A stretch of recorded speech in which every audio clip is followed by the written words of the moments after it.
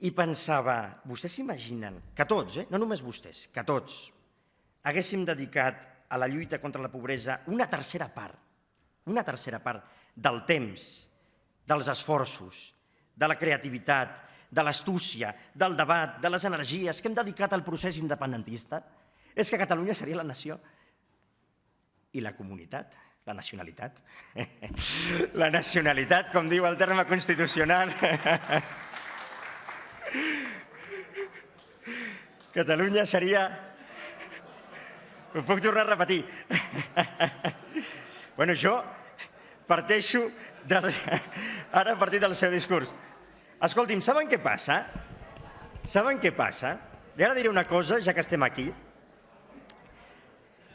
Ara diré una cosa, que a vegades hauríem de desbloquejar el llenguatge i que la realitat és polisèmica i els conceptes tenen molts matisos. D'acord?